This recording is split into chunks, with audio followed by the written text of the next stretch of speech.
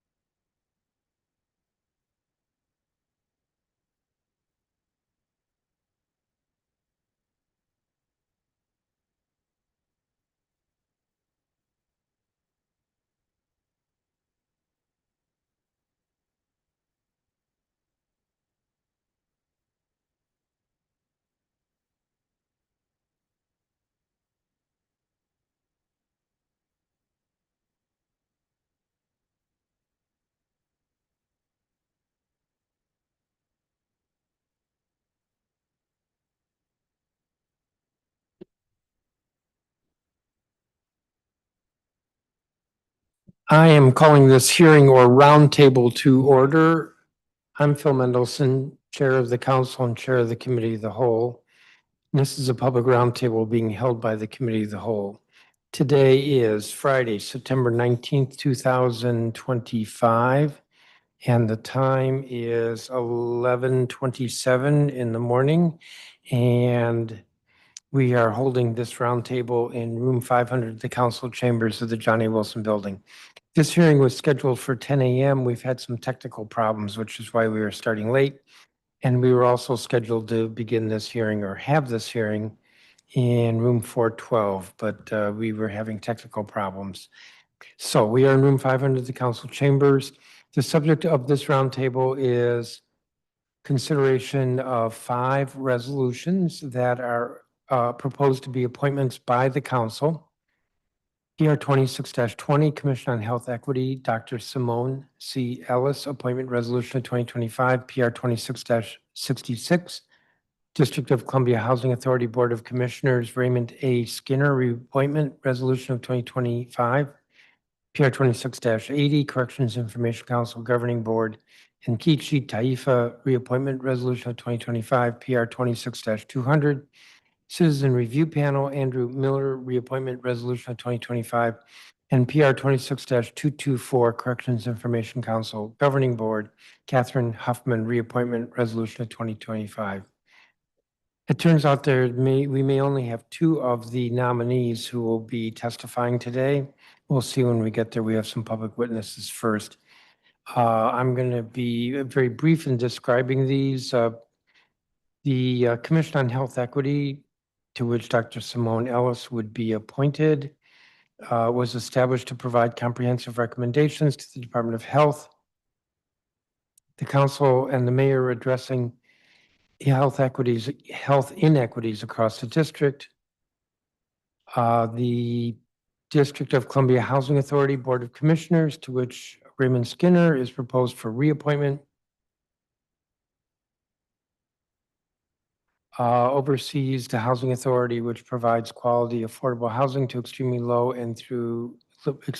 through moderate income households. The Corrections Information Council, to which Nkechi Taifa and Catherine Huffman are proposed for reappointment, is an independent monitoring body mandated by Congress and the council to inspect, monitor, and report on the conditions of confinement at facilities where district residents are incarcerated. And the Citizen Review Panel, to which Andrew Miller is proposed for reappointment.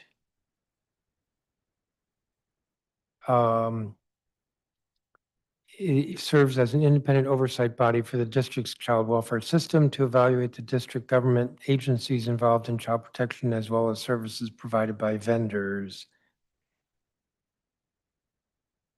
Give me just a second.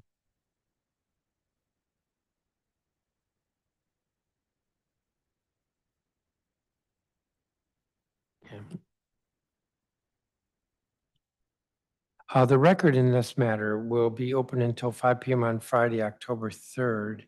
For the nominees who are not here today, we'll have to schedule a new roundtable.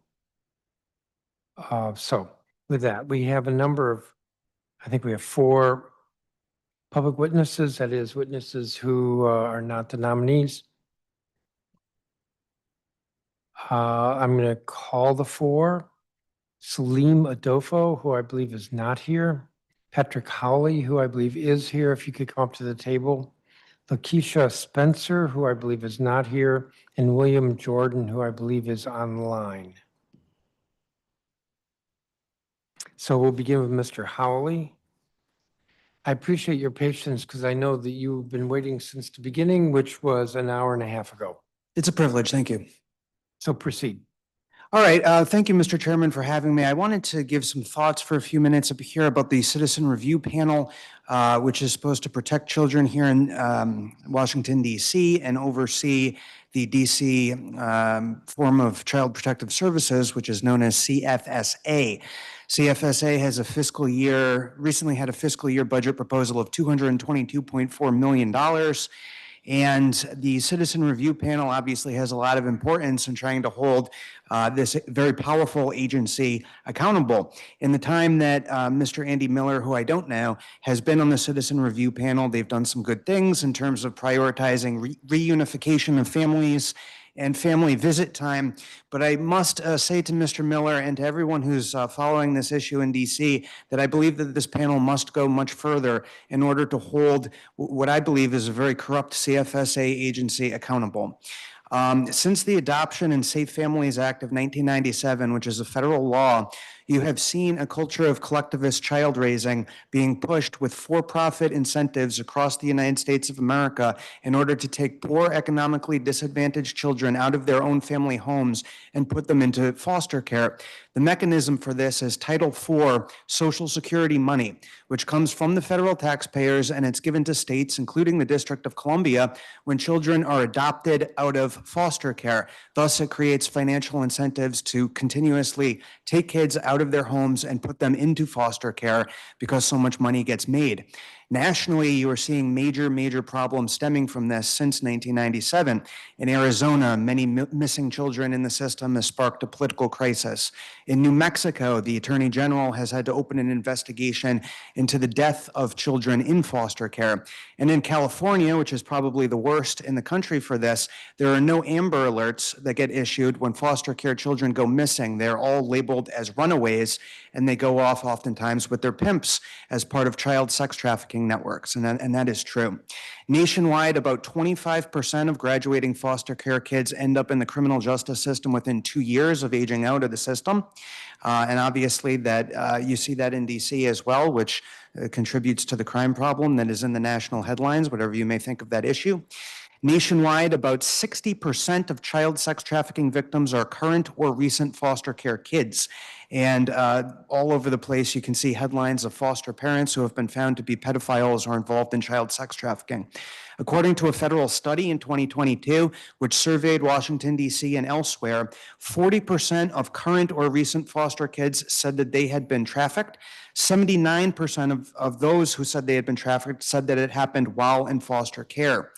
DC has not done enough to try to get away from the tactics that all over the country are causing these kinds of problems. For instance, in many places across the country, racist predictive analytics technology programs are used to try to determine whether or not parents will be good parents or not before they ever even do anything. It's like future crime, like the movie Minority Report, if you may have seen it, predicting whether or not they're going to be good parents, which is all based on their income and obviously disproportionately negatively impacts low-income Black families.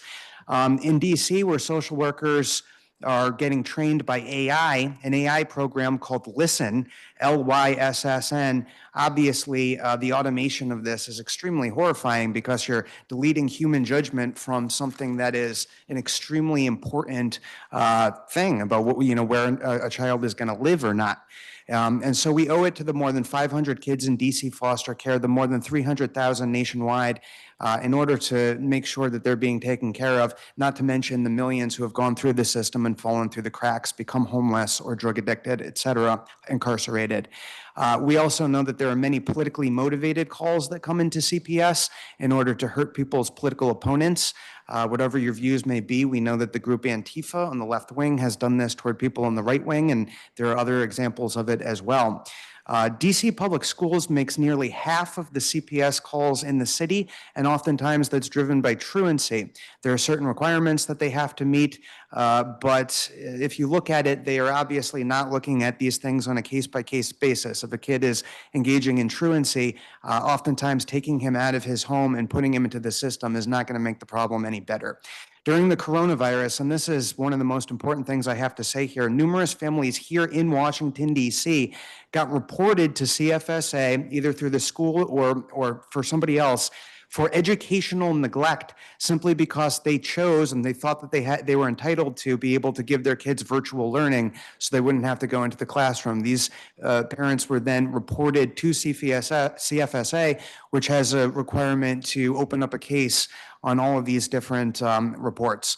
So there are so many kids that are getting lost in the system who don't need to be in the system in the first place. So I would urge Mr. Miller and the other people on the citizen review panel to hold CFSA accountable, not only for their incompetence when it comes to protecting kids who need help, who don't, when they don't follow through on reports. That's one issue, but also for their complicity in a system which I believe is motivated by profit, which creates so many unnecessary cases of kids being taken away from their families, put into the system, not being reunified, getting lost in the bureaucracy of the system, and then having horrible life outcomes as a result of that, not to mention the devastation that that does to the parents and the families. So I urge the Citizen Review Panel to go harder on this issue at holding this beleaguered agency accountable, and I hope that Mr. Miller will make that a priority. Aside from that, I have no further judgment on whether or not he should be on the panel, but I think that the panel does some good things,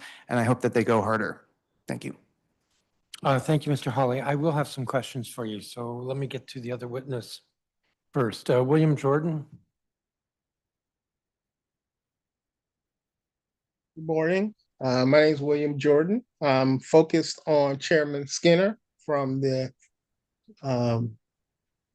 DCHA. Of course, I have no issues with Chairman Skinner's professional qualification nor manner as a leader.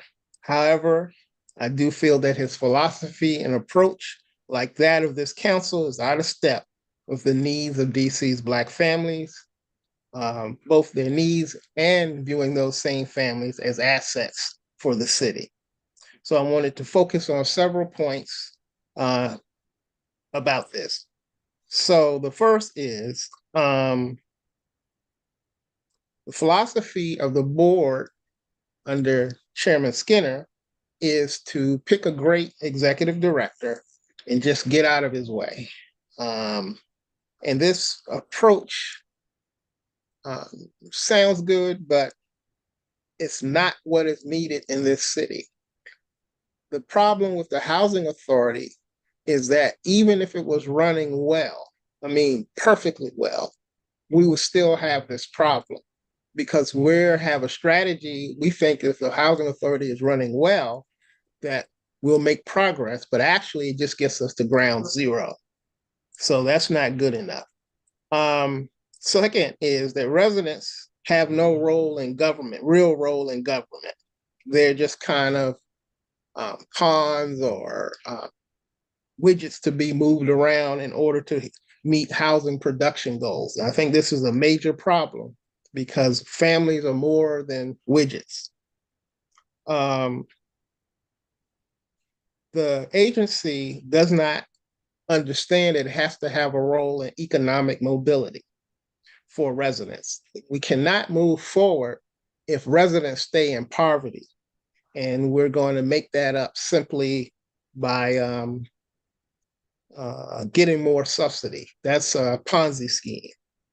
The number 4 is, it's time to have some meetings in person or at least hybrid. We've been going with these remote meetings and it's just not the same thing. And it seems to avoid the kind of accountability that's needed. 5th is, I think, the overuse of the closed meeting statute. They're always going into closed meetings. We have no idea really what's going on. And previously, the board used to at least produce minutes or overview of what happened in those private meetings. So those are my, points. That needs to change. And I think Mr. Skinner needs to reevaluate and come into sync with what we're really facing as a city and as a housing authority versus just trying to make the housing authority work better. It's not good enough. Thank you. Thank you. To both of you, I don't have a copy of your statement. If you could provide that. I emailed it this morning. It wasn't as thorough as what I just said, though. It was what? Oh, not as thorough. Yeah. Okay, but you did email it this morning. Mr. Jordan, you're usually pretty good about giving us a statement. Yeah, I'll get it to you. Thank you. All right, and then we'll attach it to the report. The record's open for 2 weeks, I think, maybe a little bit less, October 3rd.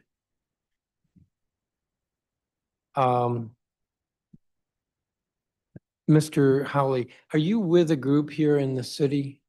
No, so I'm a citizen journalist. I made a documentary called Save the Babies, a documentary on CPS child trafficking. So it's been an area of expertise. I go around the country and I help as a do-gooder, I suppose. I help different families and help with different initiatives on this. But I'm a Washingtonian, so.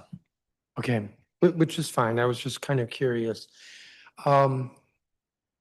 So much of what I heard you say spoke to challenges or problems, or even go so far as to say corruption within welfare systems across the country, but not necessarily that bad specific to DC. Would that be fair to say? I think that, yeah, the system is broken largely nationally, but certainly DC, there have been, numerous problems with this. The educational neglect thing, for instance, with the DC public schools. And I want to explore that further in a minute. But you talked, for example, about children in foster care being trafficked, and I don't want to say it doesn't happen in DC, but to but it sounded to me like it was more pervasive around the country. I don't know if that's the case or not, but I think it should be, researched and studied, obviously. I think the Citizen Review Panel has a responsibility to look into it. And that was your point, is that the Citizen Review Panel needs to do more. With regard to educational neglect, we have in the law that for children, I believe it's 13 and under, it could just be under 13, that when they miss 10 or more days, there's a referral to Child and Family Services Agency. It's not really a referral for educational neglect. It's a referral for CFSA to look to see whether there is neglect.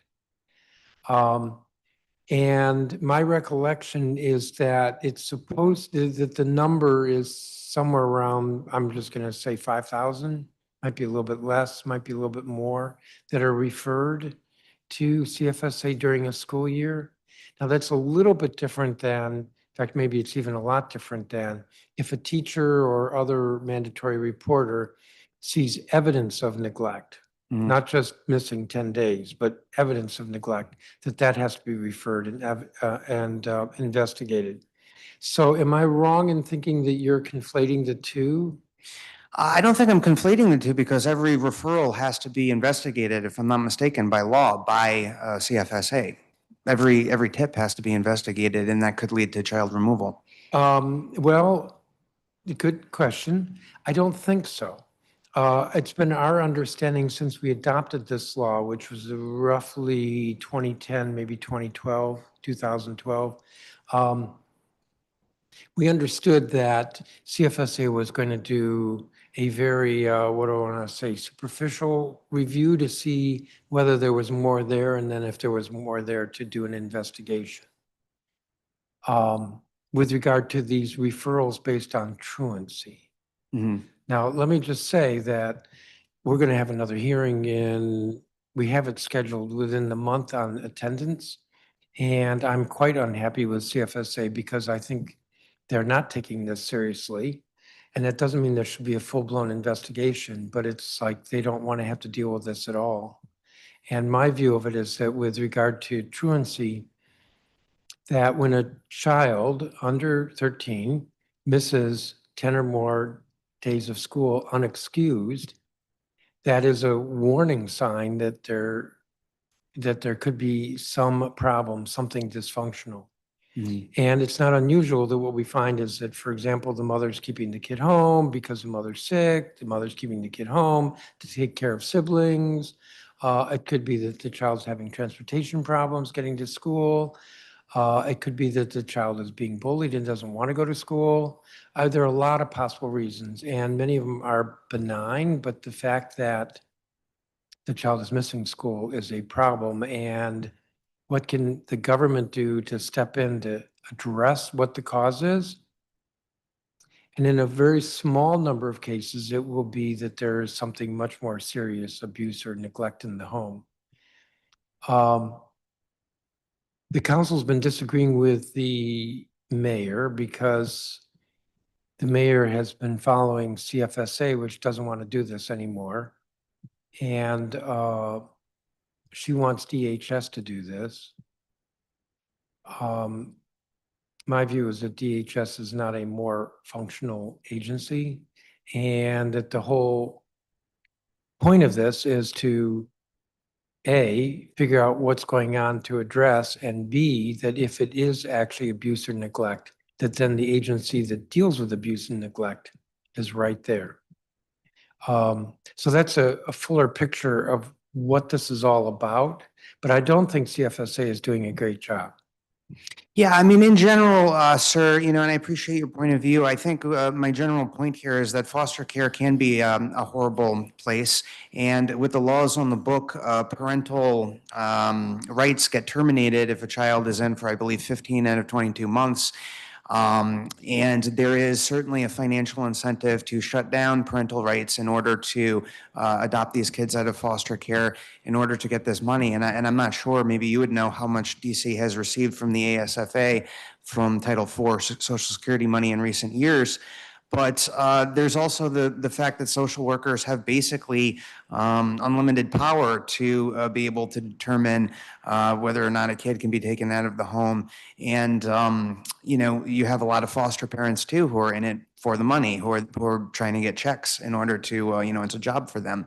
And so I just, in general, and I do see it in DC, even though I don't have all the numbers, I think that this multi-generational system of cycling people through the foster care system is very similar and feeds into the system of mass incarceration, which we certainly see in DC.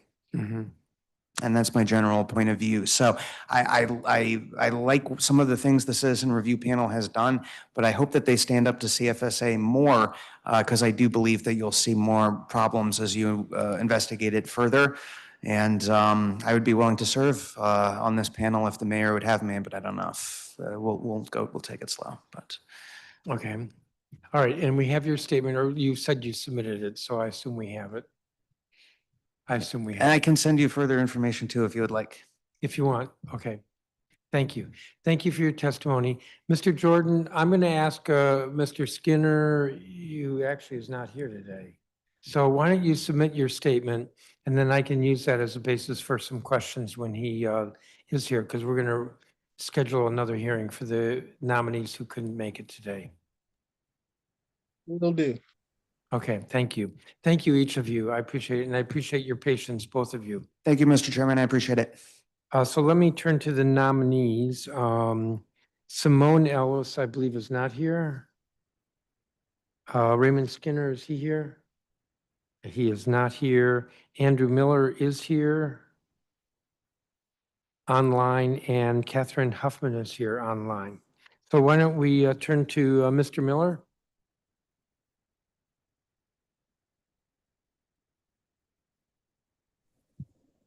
Good morning, everybody. Good morning. It's an honor to be with you today to come alongside such a dynamic group of individuals on the DC Citizens Review Panel who are dedicated to our city's children and families. My background includes professionally serving families and children in public housing, those experiencing family homelessness at the former DC General Shelter, in addition to, and most recently, as a program director at a mentoring organization for youth in the foster care system, all in DC, and currently I'm at DC Public Schools. That is not in my testimony. Personally, my wife and I became foster parents in 2014, and we've had the honor of caring for 5 children, one of which we adopted and is now 6 years old.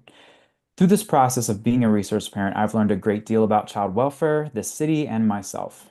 I've had the privilege of working alongside some amazing unsung heroes of the city, social workers and support workers who tirelessly do their jobs every day without much recognition. And I have also seen areas for growth in our city's child welfare system, and I'm excited to share my background, experience, and passion with this panel while learning from my fellow panelists along the way. Thank you. Thank you, Mr. Miller. I will have some questions for you, but let me turn to Ms. Huffman.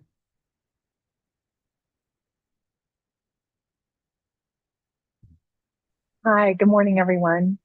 Good morning. My name My name is Catherine Huffman, and I am pleased to be here today, having been renominated to the Corrections Information Council. I'm a resident of DC, have lived here with my family since 2003, and have been on the CIC board since it was reestablished in 2012. Um, the CIC's work to improve the well-being of district residents who are incarcerated, as well as their families, is something that I'm very passionate about, and see the role of an independent citizens council such as the CIC as playing a crucial role in that. I think everyone's quite aware that DC residents who are incarcerated face particular complications by the nature of the relationship with the federal government. Folks are held within the DC jail, within other local DC institutions and facilities, and then also can be sentenced to time in federal facilities. So the CIC has a responsibility through our mission to be looking out for the well-being of folks wherever they may be incarcerated and held in detention in those different spaces. So our work is with DC institutions, it's with federal institutions, and we continue to make sure that we're doing that monitoring, doing that reporting, hearing from folks directly, as well as soliciting information actively so that we're able to keep track of everything that's going on as much as possible, and to shed light on those things for and provide reports and recommendations for our political leaders in this space. The only other thing I would add is just, noting that there have been a lot of activities both within DC and with regard to federal actors lately that have had impacts on DC residents and those who come into contact with the justice system in different ways.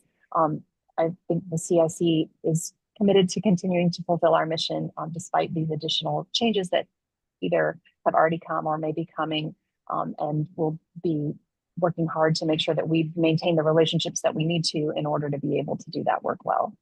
So I'll stop there for now and look forward to talking with you all. Thank you, Ms. Huffman. I don't have a copy of your statement. Could you submit that? Yes, I will. All right. Let me ask each of you, Mr. Miller and Ms. Huffman, since you're both here for reappointment, you've served on the either on the Citizen Review Panel or the Corrections Information Council Governing Board. You know how much time it takes. Do you have the time to commit if reappointed? Ms. Huffman? Yes. Yes, I Mr. do. Miller? Yes.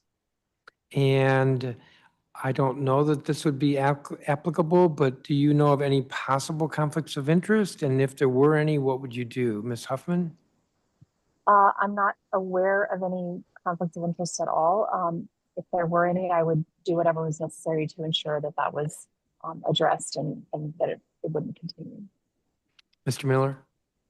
The same. I do not know of any conflicts of interest, but if there were, I would disclose them to who they need to be disclosed to.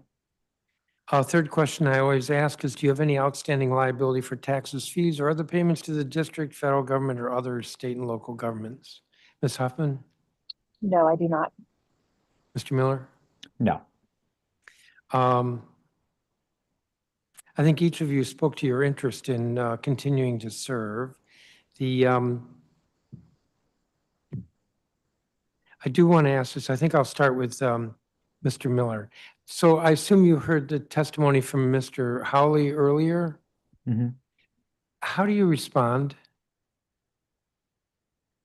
I know there's definitely areas for CFSA to grow and improve. One area where I am particularly interested is, along with my fellow panelists, is I'm on the Youth Aging Out subgroup, which we are looking at CFSA's investment into the youth aging out, ages 18 to 24 specifically, where we are working on a survey to collect data from these youth about if CFSA is introducing them to various resources such as housing and employment, and if CFSA is using the best practices in helping youth age out well. Obviously, aging out is never ideal of the foster care system, but is CFSA doing the best job they can, and are youth getting access to these resources? So that's one area that I'm specifically working on to address some of the growth that needs to happen within CFSA. What about the issue that nationally there are issues with trafficking kids who are in foster care and also incentives for more more kids to be in foster care? What about those two issues? I would have to take a look at the numbers specifically. I didn't with trafficking, obviously all youth that are in a vulnerable place, such as foster care. I ran into this issue when I worked with youth at DC General Shelter that any youth that are in a vulnerable place, specifically with family, um, there is more risk of trafficking, but I'd have to look at specifically the numbers pertaining to CFSA and those two issues. And the population of foster, meaning the number of kids who are in foster care in the district, has that been going up or going down? Does there seem to be any incentive for more kids to be in foster care? To my knowledge, it's gone down, at least in the time that I was a foster parent. I do know that CFSA has put a lot of effort into preventative measures versus, as far as instead of building the entire foster care system, putting more on the front end, going upstream to support families, to provide resources to families. For example, if a referral comes in, I think, like you said, Chairman Mendelson, is that the district would look at support that can be offered to the family first before like removing that child and moving them into the foster care system. So I do know there's been a lot of preventative measures put into place, at least in the time that I was a foster parent. Let me just say, Mr. Hawley's testimony got me thinking about truancy and remembering about truancy. We have a hearing coming up that you might want to watch. And my dissatisfaction with CFSA with regard to attendance. When we changed the law back again around 2010, the idea was that the agency that is best equipped to recognize whether there's abuse and neglect should be the agency that would look at referrals with regard to attendance. I totally get it that investigations can be frightening to families, and should not be a goal that the agency is unwanted and unliked. But it's as if the agency is afraid to do anything because it's almost as if it accepts rather than wants to push back against a reputation of being a hostile agency. So they're not really investigating these, and maybe I shouldn't use the word investigate because that word has a meaning within the child welfare system, but the agency isn't really looking into these absence referrals to see whether there is something more. And the whole idea is that with our law regarding attendance is that this is a way of CFSA getting a leg up on whether there might be some abuse or neglect before the child actually falls into the juvenile justice system or something more seriously happens. I don't know if there's a question there, but it's definitely a concern I have with regard to CFSA.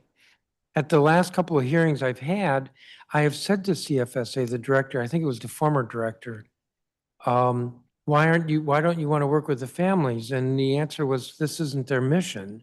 Well, if you look at the code, one of the provisions with regard to what their mission is to support families. Not just simply to deal with abuse and neglect, but to help families. Mhm. I think I'll throw a question in there. Do you disagree?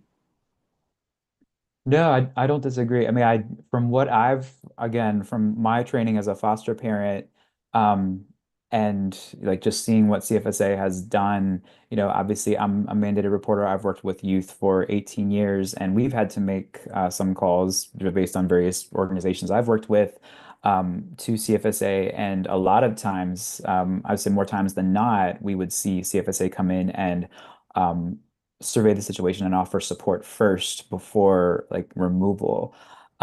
So I do agree that there needs to be a level of supporting the family. I think I'll leave it there for the moment. Thank you, though. Ms. Huffman, is the CIC, and when I say that, I guess I'm thinking more of the governing board, is it functioning well? Yes, it's functioning well.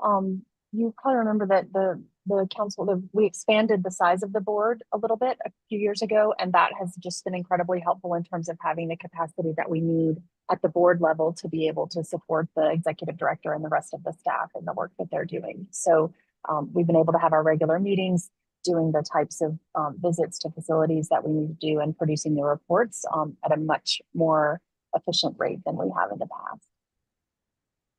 past.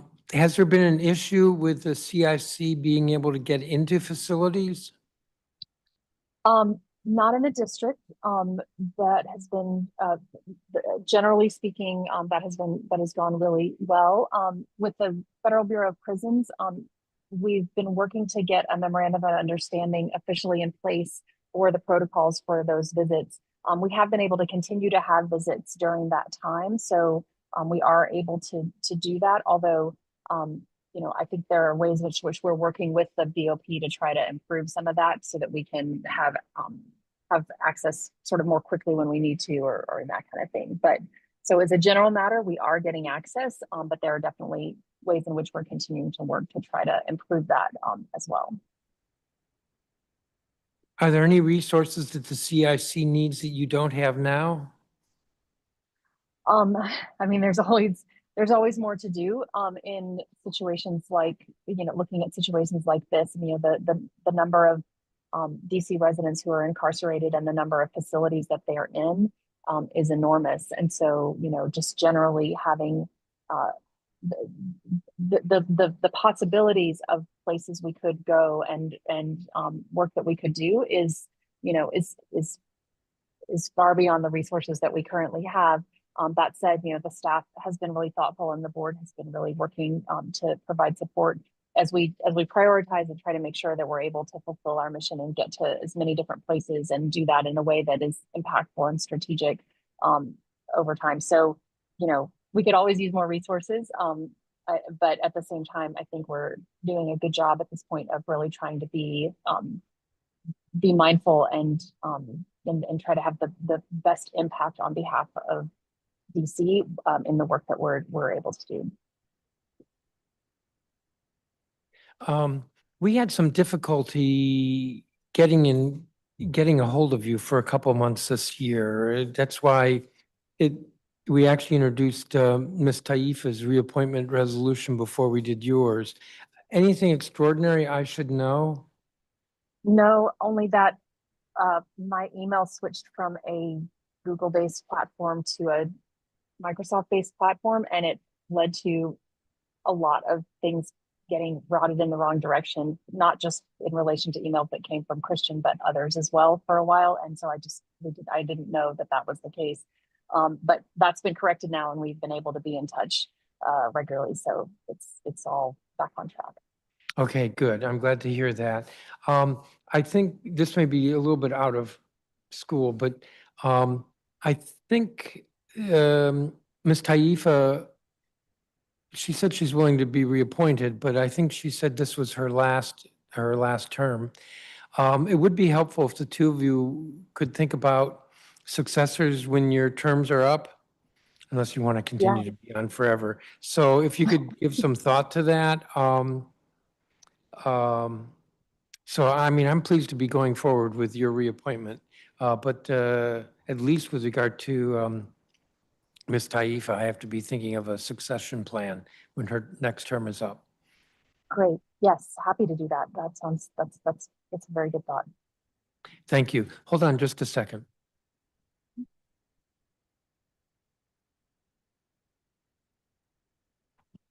I don't think I have any questions for either of you.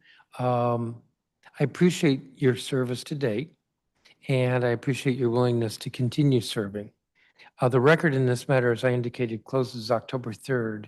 I probably will put these reappointments before the council October 7th. So if there's anything else we should know, please reach out and let me know. That's great. Thank you so Thank much. you. Thanks for the opportunity to do this. Thank you each. I'm going to close out this hearing. This has been a hearing on several reappointments, resolutions by the council. There were a total of 5 resolutions. We've only heard for 2 nominees. So I'm going to adjourn this hearing, and then we will schedule another hearing or roundtable for the other 3. And again, my apologies that everybody had to wait so long. I will say in my defense, I had to wait as well. Not that that's good. We all had to wait. So thank you. The time is 12:07 PM and this roundtable is adjourned.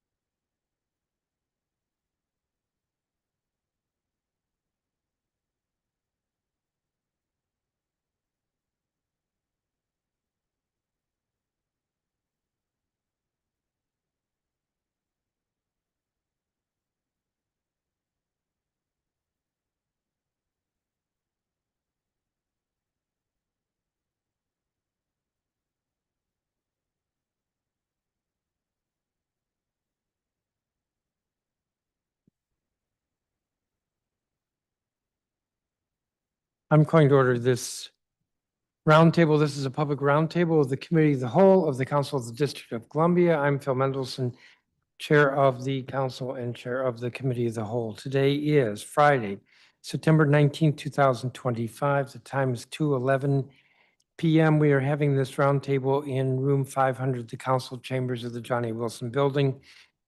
I will note that the notice posted that this hearing would be, or roundtable would be in room 412. However, there are problems with the audio system there, so that's why we are here.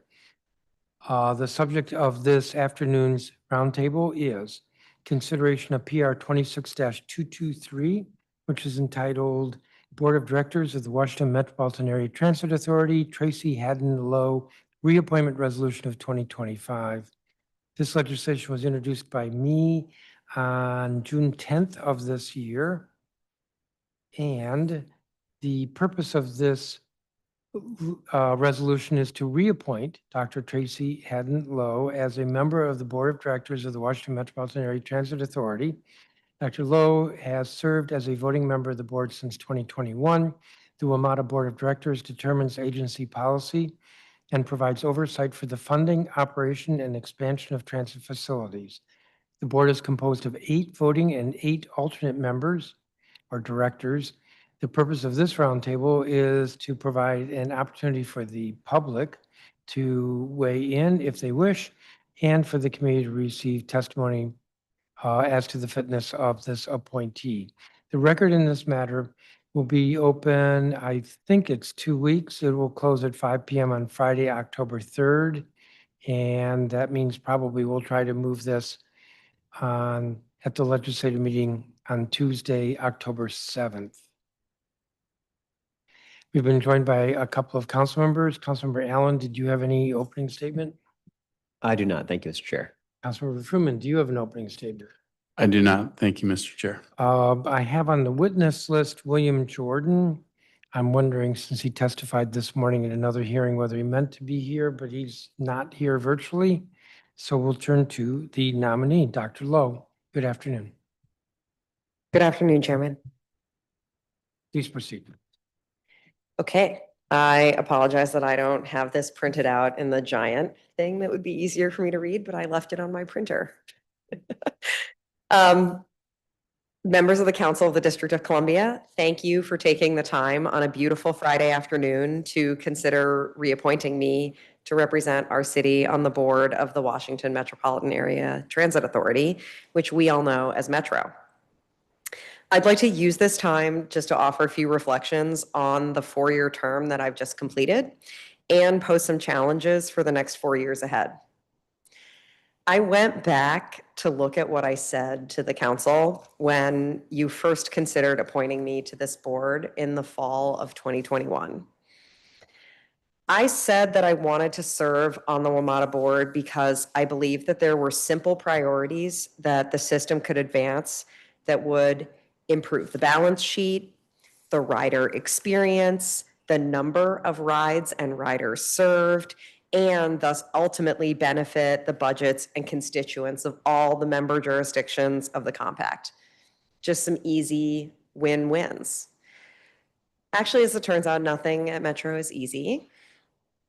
But I said that I would push for those kinds of changes in 2 ways. The first was as a voice in executive and committee meetings, asking the right questions, both probing what was presented and exploring what was not presented.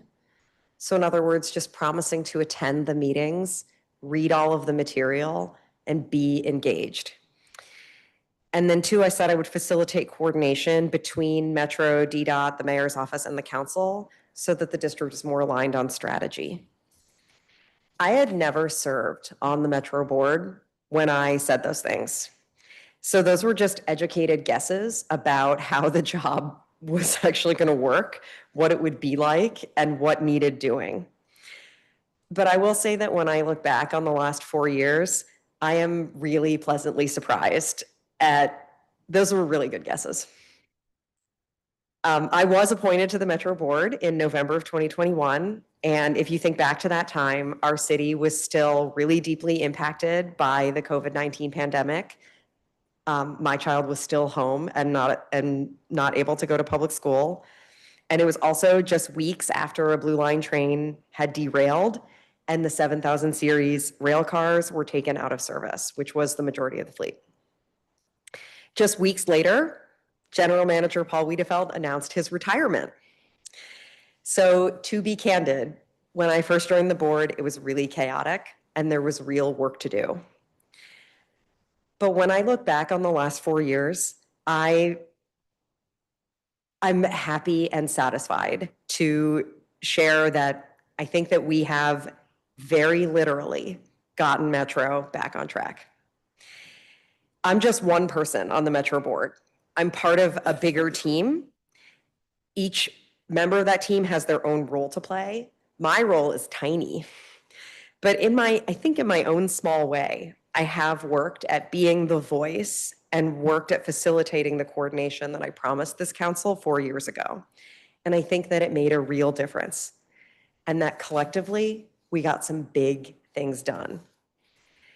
Thinking back on this board term, it covered a time of transition where we recruited a new general manager, oversaw a change in the leadership at the Inspector General's office, changed the operating budget funding formula, and did the bus network redesign. Even one of those things would have been a huge lift, but I especially note that those last two are generational wins for our city and region that lots of people have been trying to make happen for a long time. So there's a part of me now that wants to rest and say that that was enough. But when I look forward, I can see that there's still more work to do in order for Metro to be everything it can be for our city. I think Metro has made tremendous progress at winning back the trust of both customers and jurisdictional partners, but there's still more room for improvement. In terms of the big picture at Metro, in the next 4 years, I see a real opportunity to modernize both the contents and the decision-making process behind Metro's capital plan so that we can do big things for the city and region that have clear ROI, are things we can afford, and maximize what we get for every dollar that we invest. I want you to imagine, really specifically, Metro carrying 1 million passengers every day, not just on a peak day. Growing regional mode share, helping more people in our region connect to possibilities without relying solely on a car. Imagine Metro better integrated with our region's other local transit and other green mobility services like bike share and commuter rail, so that the experience of getting around car-free is seamless. It's a lifestyle. Imagine the crosstown river-to-river travel experience in DC transformed from gridlock that we're just policing to effortless, abundant connectivity. And finally, imagine Metro modernized by technology as a 21st century mobility provider that matches our city's role on the global stage. All of that vision is going to take more than 4 years. But I think by serving another term, I can provide some continuity and institutional memory to power the vision for growth. It's been an honor to serve, and I would love to do so again. Thank you. Thank you for your statement. I have a few questions, and I'll turn to my colleagues. The first three are routine that I ask at every hearing. You've been on the board. You have a sense of the time. Do you have the time to commit to the time that is needed to serve for the next 4 years? I do, sir. I took a 10% leave of absence from my day job in order to commit time to Metro when I started 4 years ago, and I plan to continue that arrangement with my employer. Do you know of any potential conflicts of interest that would affect your serving on the board? No. If there were a conflict of interest that would come up, how would you handle it? Well, I would first disclose it and seek guidance from Metro's general counsel and the Council of the District of Columbia. And then recuse yourself if necessary. If necessary. But, there's a number of ways of handling conflicts of interest, and the board has a very rigorous ethics policy that provides very detailed guidance on a number of ways to handle. Sometimes disclosure alone is sufficient. And do you have any outstanding liability for taxes, fees, or other payments to the district, federal, or state, local governments? No, sir. I'm going to ask you about a couple of issues. I was sort of paying attention to how long I am. Do you want to comment at all with, I think I'll start with this one. WMATA's interplay with the RFK Stadium campus development? Sure. I think this is still an emerging topic, right? In that I think it's really good for Metro that a big activity generator like the stadium is going to locate there. But there's only but so many home games a year. So, the other big factor to consider is like all of the other real estate development that's going to be there. It's really more about that than about the stadium itself. I think understanding that attendance at football games now is higher than historically it was when the team previously played at RFK. There's potentially a need to make some improvements to the Stadium Armory Metro Station, and then other interventions to look at ways to increase mobility capacity to the site and the neighborhood, both for the stadium and as the neighborhood grows. There's a lot of uncertainty about what's feasible, and so Metro and the city are doing an MOU in order to move as quickly as possible to do a feasibility study and get grown-up answers from real engineers about what options are on the table. I think the keys there for the city to emphasize are just, we don't want to make any promises until we know it's feasible, because it's awful to get people's hopes up or create plans around something that might not be possible, because then it might feel like a broken promise. And then in terms of resources being dedicated to investing in transit, we just want to keep how those resources are invested flexible so that we can deploy resources to maximize mobility and maximize ROI, as opposed to like getting fixated on a single solution. I'll leave it there on that and see if there's any follow-up. Better bus network. How do you think that's rolling out? We're hearing some complaints.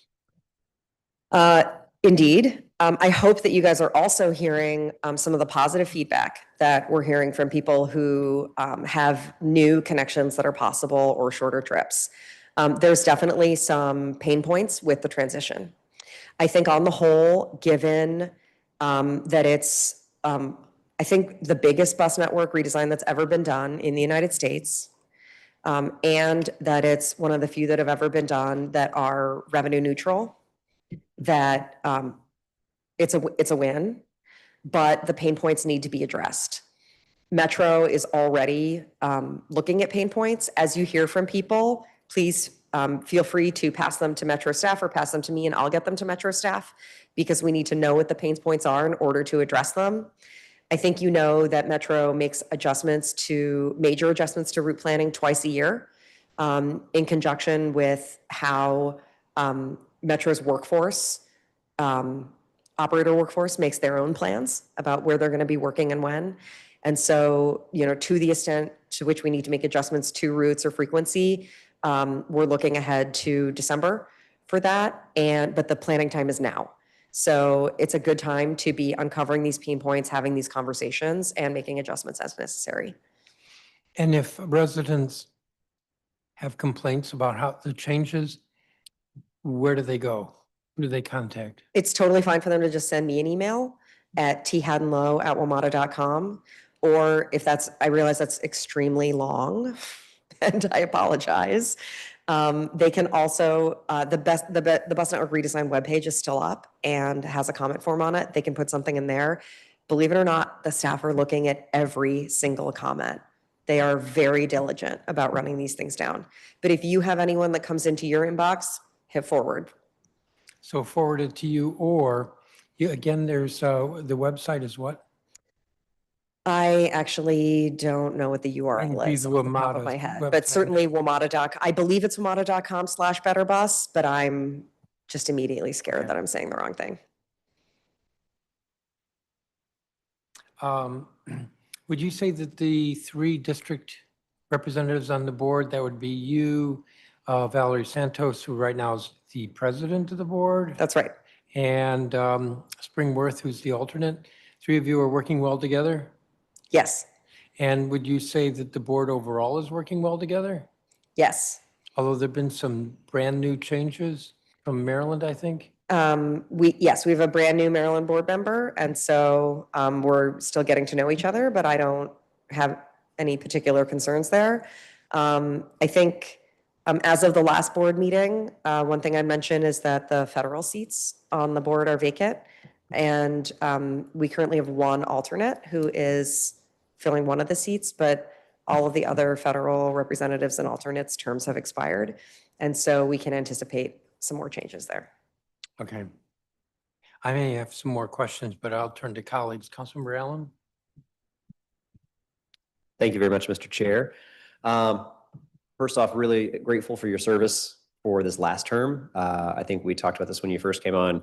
I think you have been able to bring a wonderful insight being on the board, but I think you've also been in regular and ongoing communications with the chairman and myself, and I know other members of this council, which I hope, I know for myself, it has helped me feel more informed about the actions you're needing to take. Where do you need our consideration as you are debating what you've got to take? And it also helps me know what are the burning issues and the decisions that you're confronting with the board. So I think the communication has been incredibly helpful for me, and I hope it has been for you as well, because I think that's certainly as the council's nominee, that's a really important part to make sure that you are in that type of communication. And so I just want to appreciate you've been phenomenal at just kind of having those regular check-ins and touch points. And I think that's been very helpful. So I just want to let you know how much I appreciate that. You outlined in your testimony kind of the goals and vision you laid out for the first term, and you kind of shared about the vision that you've got for the second term. I want to pick up just on a couple of items. One, and the chairman and I, it sounds like our brains are kind of in the similar place. I want to talk a little about RFK and the future of that site. I'm of the thinking, and I'm really glad the deal that we finally got across the finish line reduced the amount of parking and increased the amount of support we have for public transit. That is both essentially eliminating a garage as well as creating dedicated funding that will go towards improving public transportation and the access connected to that across the whole campus and the site. One of the things that I would like to do, of course, is make this the most transit-friendly stadium that you can find in America. I won't be able to say for the world because, frankly, many other cities do a heck of a lot better than we do. There's some great ones. Yeah, pretty much every other city does better than us globally. But in America, we're going to make this the most transit-friendly stadium that we can. I think that starts with the improvements we're going to have to do at the Stadium Armory Station. It simply cannot handle the major events, the games, the concerts, the big matches that'll happen there, which will probably be 20 to 25 times per year, but those still will be huge pressure points at that station if we don't act now. I have not shied away from the fact I would like to see a new station built as well at Oklahoma and Benning. I think that would be transformative for the community around it, but that's a decision we have not made yet. For Stadium Armory, one of my conversations with the general manager has been that to make sure that the Stadium Armory improvements take place in a timeline that works for a stadium construction, the time is now to have WMATA at the table, deeply engaged in the planning process. I get good words from the commanders and from the deputy mayor that yes, they'll get around to it. Have not seen it yet in terms of that full-fledged engagement. Do you have thoughts on the ways in which we need to make sure we are pushing so that the general manager and Team WMATA is at the table so that those conversations and that planning is taking place? Because otherwise, we are going to find ourselves where it's just not going to work and the timelines aren't going to line up. Certainly, I've already heard from the staff at Metro their concerns about the timeline, and they are moving at warp speed to get the MOU between the city and Metro to get this feasibility work done, accomplished as quickly as possible.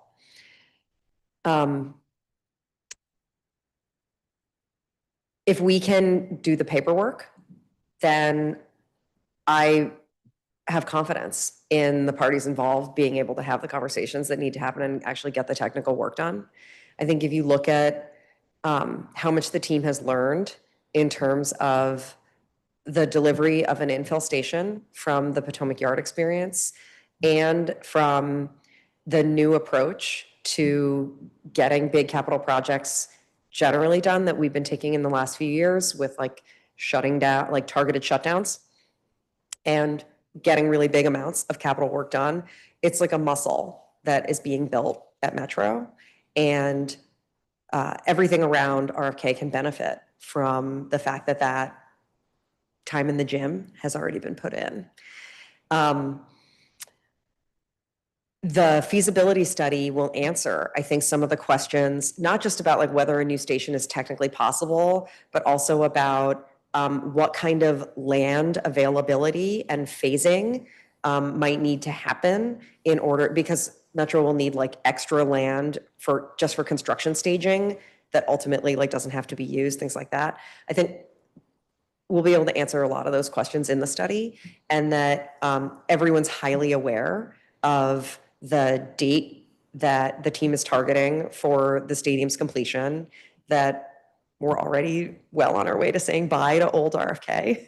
I don't know if anyone's been over to look at it recently, but it's already happening. And so, you know, Team Metro is ready to get to work. Okay.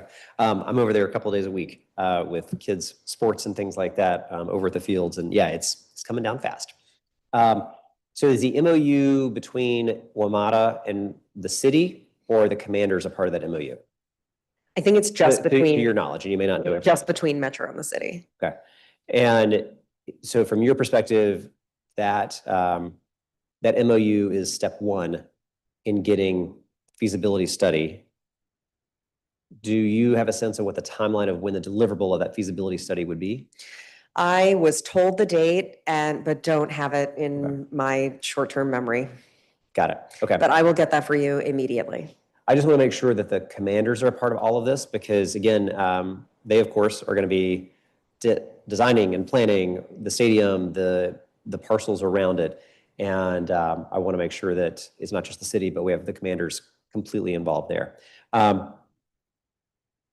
The second thing I wanted to check in on. They're Oh, going good. to want to know everything that we learn in the feasibility study, because a lot of this is about what's under the ground, right? It's not about like when I stand at RFK and look around, imagining just like what land use might be possible on top. There's like a lot of pipes. There's an entire DC water tunnel under there, which Yes. is very challenging. Yeah. Yeah, so agreed. We need to move fast, but we need to be thorough. I want to also ask him, and Mr. Chairman asked about this a little bit on our Better Bus. It has been a journey. It's been kind of 3 years worth, at least, of proposals and feedback and back and forth. While I do think a lot of the changes are huge positives, and so I know we often hear about the things that aren't working very well, I do want to make sure we acknowledge, of course, for a lot of this, these routes make more sense. They are going to move buses faster, move people faster, and that's a good thing. Certainly, we've heard where people's rides have been disrupted or where they no longer can get to where they need to go in a hurry, and that's a challenge. Just asking you to kind of take a step back now that we're kind of in this space.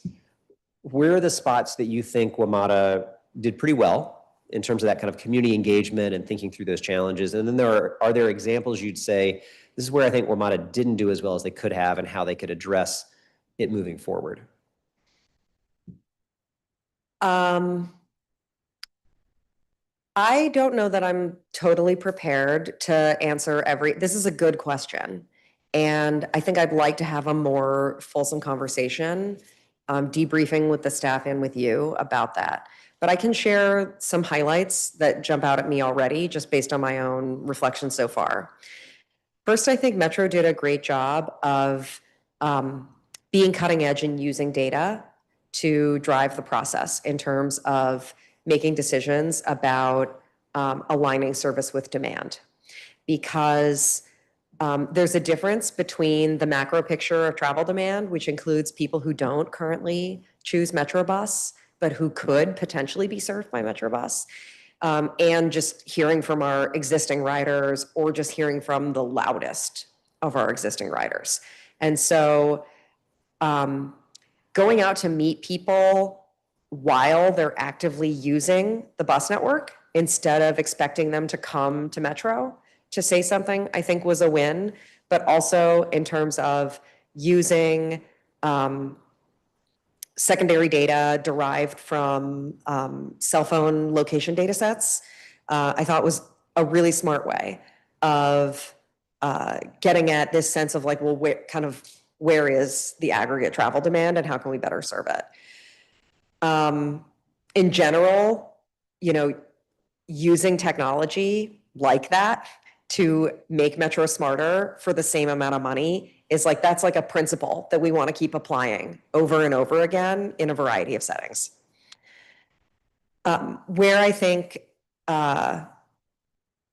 things just got really hard is, especially like right at the end with implementation, that it was like, first that we messaged the visionary network and showed everyone like a network that we might create if we had 30% more resources. And then we were immediately like, we don't have 30% more resources. We're doing this tinier network. That no one was expecting that story arc. And that was extremely confusing, that we like collected a lot of input from people on something that we didn't have the resources to do and aren't doing right now. Yeah. So, I think that's like hindsight is 2020, that like that made the process longer, while having the visionary bus network now in our pockets is great. Maybe we should have done this in reverse. And then when we actually went to implementation, I think we know that like we didn't get every stop relocated or tagged or changed in times, right? That there's like mistakes that we're like still going back and fixing now. And so, that was, nothing's ever perfect, but there's room for improvement there too. And we're going to run around and need to do it right now. Yeah, I appreciate it. And I agree with you about that kind of first draft and the expectations that got set, and then trying to explain that to folks was a little confusing. Well, listen, So let's not do this with RFK. So I really appreciate your service. You've got my full support for this next term. I think that you've brought a great amount of vision, communication. You've been a hugely reliable partner for us in terms of being on the board, and I think you've done a phenomenal job. You got my trust to continue to be serving and leading in this capacity. I think you do a great job with it. So I appreciate it. Thank you for being willing to do another term, because I know it is a massive time commitment. But we are very glad to have you in this space. So thank you very much. Thank you, council member. And may I just say, I just really appreciate what a great listener you've been, the conversations that we've had. I have valued very much this collaboration, and it's been great working with you. I appreciate it. It's mutual. Thank you very much. Thank you, Mr. Chair. All right, this is too nice. Thank you, Councilmember Allen. Councilmember Fruman. Yeah, well, you can imagine I'm going to stay nice. Thank you very much for your service. I think Metro is in a way better position today than when you came onto the board. May not be all to your credit, but you've clearly contributed to improving and strengthening Metro, which is critically important for the city. So thank you very much. And thank you for the way that you've been willing to communicate with me on these issues as well. I'll start with Better Bus. I actually am struck, well, first of all, in the way in which the process worked. You've heard me say before that Peter Caffiero did an unbelievable job, and Metro was very, very responsive to the community input. One challenge might have been putting the visionary network out. Another challenge was all the confusion about funding, so that there was this idea that there and this is out of your control, enormous cuts that weren't going to happen if we solved it, but the confusion around that was pretty significant. Once we rolled out, I actually, and maybe the experience is different in other parts of the city, I've had a handful of people reach out, and maybe around service to schools was a pain point, but I think they were addressed, and a couple of other things. But I think it's astonishing how smoothly such an enormous change went down. So I would congratulate you. More things to work out, I'm sure, but I would congratulate you. On the Visionary Bus Network, how do you see the future of that? And I'm going to ask some things around financing on the capital side as well. I know it's related to financing, but when might we hope to see the next increase, structural increase in bus service? Is that, what are you hoping for? What are people on the board thinking might be possible? I want us to incentivize Metro to manage better and achieve operational, both capital and operational savings, so that those savings can be reinvested in more service. This is something, for example, that's already happening on the rail side, where by getting back to automatic train operation, we're now able to basically run more service for the same amount of money, because automatic train operation is more efficient. Using reinvesting efficiency at Metro, it creates an incentive, like for Metro to manage better, as opposed to just saying, like, you get this amount, you get it whether you do good or not. And in general, we need to think about restructuring the funding relationship with Metro to reward management excellence. Well, that's interesting, because the next question was going to be about funding for Metro, and we've sort of got a temporary thing in place, right? But then when do you see the next round of activity on trying to come up with a longer term structure that Metro can be successful under? So this is the conversation that we're having at DMV Moves right now. I think DMV Moves is meeting Monday. I hope that 2 of the council members on this dais are going to be there with me on Monday, seeing what operational efficiency and excellence in transit looks like in the region, because that's a bigger regional conversation, right, that involves not just the district investing in transit, which I think the city does a great job at, but the whole region acting collectively to make the investment in transit that it's going to take in order to, for example, get to the Visionary Network. The Visionary Network is on the table as part of the DMV Moves process, and that conversation continues, but I think that we will be hearing reports out from that conversation by the end of the year. And is the hope that in our next budget cycle, we could be thinking about a new structure that we would need to be considering funding, or is it further out than that we could get to a new structure? I think it's further out than that, but that because the district does multi-year budgeting, this is not to say that it's not something that won't need to be considered next year. And included in a future budget. Exactly. I see. I think it's really important to note that Metro is the only transit system in the United States that has more bus riders using it today than we had prior to the pandemic.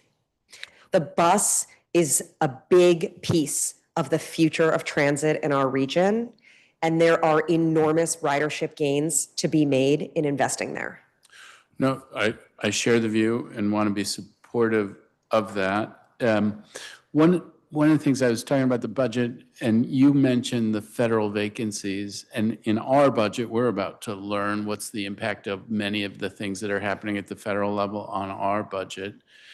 I hear you on the vacancies. What kinds of financial impacts are you seeing from the policy priorities of this new administration? Has that hit in any way? Are you anticipating anything? What new challenges might that pose for Metro? My understanding is that in the House version of the current surface transportation draft, there are some cuts to security funding for transit. And that's something that I think we need help with. but that Metro's capital funding has been okay. And in fact, the FTA has been a great partner to Metro in In this Metro. administration. Yeah, Metro won a big capital grant for the Cinderbed bus garage in Virginia, and the FTA has been a great partner in getting those resources deployed to Cinderbed in a way that's going to, maximize what Metro can get for the money. On the capital side, I mean, I'm all for the kinds of improvements that are talked about for the RFK site. I think my gut tells me that an additional station is a thing that would make sense. For the district budget, we hit up a 12% debt cap, and there's only so much we can do. Do you face something like that? If we do those things, under today's environment, would it have to displace something else that's in the current capital plan, or is there a path to be able to fund the kinds of things that are out there through Metro? Well, Metro has the ability to issue bonds, so, and we do. And so we don't have to use the district's debt capacity in order to invest in transit in the district. Right, but you reduced your capital plan in the last round. You took things out of the capital plan because of your finances. So it may not be the debt cap, but are you bumping up against the most you can do in terms of capital at this point? Yes. So right now, the region provides dedicated capital funding to Metro under the terms of a regional agreement where all of the jurisdictions in the compact are contributing, and the state of Maryland and the state of Virginia. But it's just a set dollar figure. It's not tied to inflation, and it's just like an ironclad amount, someone just wrote some numbers down. And so what's happened is since that agreement was signed, I believe in 2018, there's just been a gradual erosion in the purchasing power of those dollars due to inflation. And then, of course, in the past couple of years, we've actually had historically high inflation instead of just, more normal inflation. And so that has further cut into the purchasing power of those dollars. So Metro is now tightening up its capital plan so that basically so that we can extend the clock out further before we run out of money to do capital, so that the region can revisit the capital funding agreement and create something that's indexed to inflation so that it's a set amount of purchasing power for Metro that allows us to not just do capital planning on a multi-year basis, but also structure our debt on a multi-year basis. So moving to a rolling bond program. So last question, and part of the reason that I ask about capital and capital constraints is Friendship Heights. And I wonder where we are, and if you could advise me on what can I do to try to push that forward? Because the Friendship Heights site is enormous. It's very important for the district. It's very important for Maryland. It would be incredibly expensive to get going, but where do you see where we're at on that, and what kinds of things should I be thinking about to try to move that forward? That's a great question. The Western Bus Garage replacement is actually currently not in Metro's capital plan at all. And so that means that in the next 6 years, Metro does not anticipate actually, putting shovels in the ground on that. I think that the current garage is really old, and we know we need to replace it. So operationally, it's just something that absolutely has to happen. And it's actually really good news that there is at least a path forward at some point by securing the new site, because otherwise that would have been the single biggest problem has already been solved. And do you now own the Lord and Taylor site? I actually think that that might still be I think we may need to consult counsel on that one. Okay. But given that there's a feasible site, that's actually a really big plus. And so then the second biggest problem is this like, well, how do we pay for it? And also, Metro's financial interest is in doing a garage, right? To run buses. To your point that the site could mean more to the city and be more than a bus garage, that's where you come in. Because, Metro's fiduciary duty is to do the bus thing, right? And to the extent that we want to do anything more on the site, right, as a collective we, then the district needs to be a thought and financial partner in doing the more. So working with the team at Metro to identify district resources to plus up the vision for the site, that could begin with simply planning resources. But ultimately, that's going to require all kinds of resources that are outside the scope of doing the bus thing. So is the suggestion if the city came forward with planning resources to do something that was a bus garage plus, that could be a way to try to get the gears turning? Get the here? ball rolling. All right. Well, thank you very But much. let's bring Team Metro into that conversation. And the deputy mayor for economic development. Exactly. There's lots of players that need to be brought to that table. I made a run at that in this budget and didn't get there, but I think I'm going to make another run at it in the upcoming budget. Thank you very much for your service. And with that, And I'll I call it a think it's day. okay for it to take a while to get that conversation going because Metro does have a NEPA process that it needs to complete on the site before anything else can happen. Yeah, I'm impatient, but I hear you. Sorry. Thank you very much. Thank you, Councilmember. A couple more questions, I think.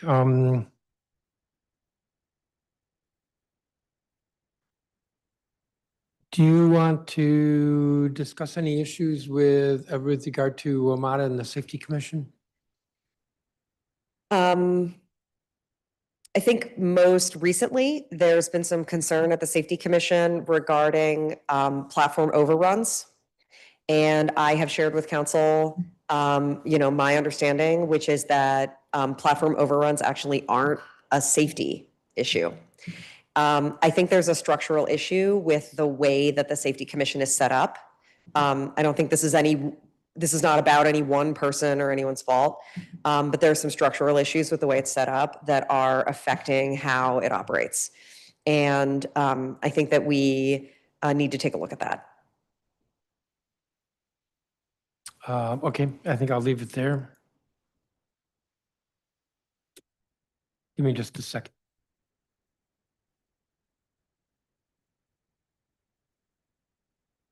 I do not have any other questions for you. Mr. Jordan, whom I called earlier, has arrived. So why don't you come forward? Don't disappear you can get up from the table, but don't disappear in case there's something that I want to ask you another question. Thank you so much. Mr. Jordan. Thank you. I'll make it quick. So I live in DC's Columbia Heights neighborhood. And as you all probably know, from the early 2000s until now, we were in many ways the guinea pig for transit-oriented development in this city, particularly as it related to actual neighborhoods in which people lived. Metro was one of those partners. One way or another, their real estate group were a part of the deals that created some of the large buildings that are now in Columbia Heights. They were also a partner in the ongoing maintenance of the Columbia Heights Public Realm Plan, which I was a citizen who participated in creating that area. So part of the reason I'm here is because I just really want the board to understand that Metro was a complete failure, in my opinion, as a partner in Columbia Heights. If we go by there now, today, and look at the public realm, it looks like a crap show. Metro, as part of Metro did not put in bus shelters. Some of the busiest bus stops in this city sit in Columbia Heights, no shelters.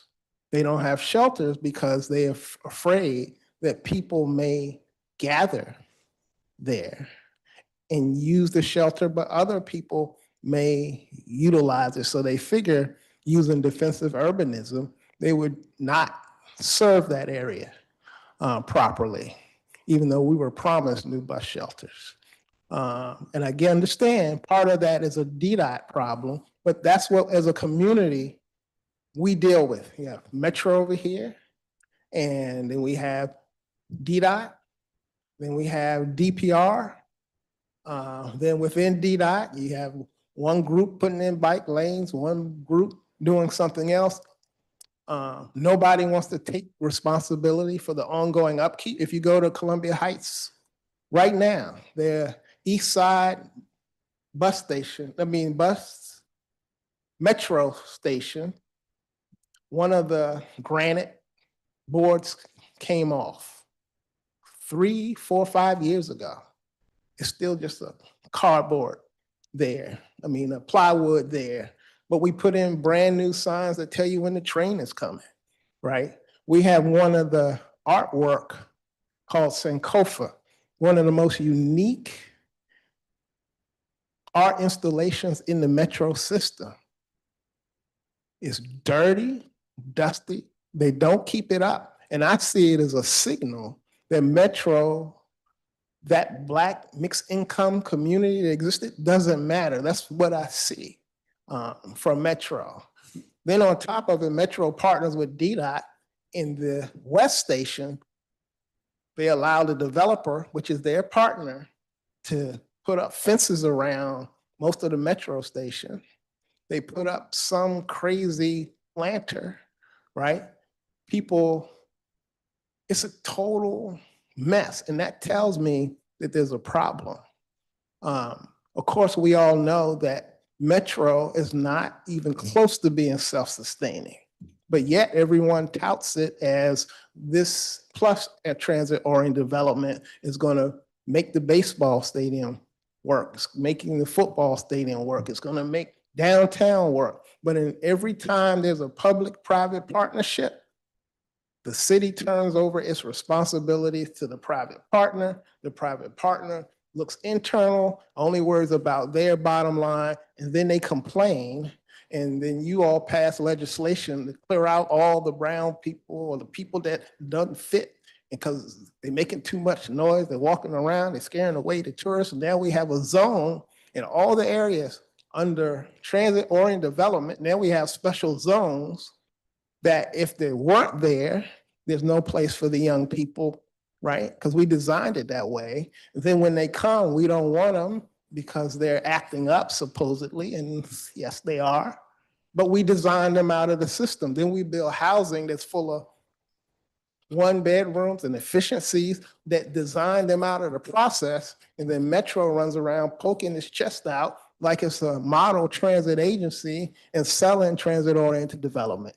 So I don't know if it has anything to do with the position of the board member here, but I just wanted that board member to hear that from my perspective. It's 100% failure. They have neglected my community. They sold us a bill of goods, and now everyone is taking that same bill of goods and taking it around the city and selling it as a development, as a process, as a transportation system that really serves people as well as the larger region, but it's fraud. And we can't let it go because under Trump, we don't have the funds to finesse it anymore. So that's all. I just wanted to share that, and for the board member and other board members and the public to hear that we've been sold a bill of goods, transit-oriented development, and what they call it now, mobility, is a fraud, and it's killing people and communities. Thank you. So I'm going to ask you a couple of questions, but that's not to get you to repeat everything you just said. In terms of development, the area is largely built out at this point. Pretty much, You're yeah. unhappy with how WMATA worked or didn't work with the community, but in terms of development, that's largely over. But you did mention the 2 station entrances And if I understood correctly, the stone facing fell off of one area, hasn't been repaired in years. There's some artwork, hasn't been maintained or cleaned in years. And just some other, what I'll call neglect, Correct. which you believe conveys to the neighborhood an attitude. Not a good attitude, by the way. That's, yeah, that it's Okay. this symbolic. Okay. Thank you. I don't have any other questions for you. All right, thank you. Thank you for your perseverance to get here to Yeah, testify. I was determined. Okay, All thank right, you. Thank you. I have no other questions for anybody. Dr. Lowe, thank you very much for your service and for your willingness to continue to serve. I think I indicated at the beginning that the record in this matter will close on October 3rd. That's a Friday at 5 p.m., which is to say that we're going to try to put this on the agenda for October 7th, the next legislative meeting. If there's anything else you want to submit, you're welcome to do so. You don't have to. And I want to thank everybody else. The time is 3:02 p.m. and this hearing or roundtable is adjourned.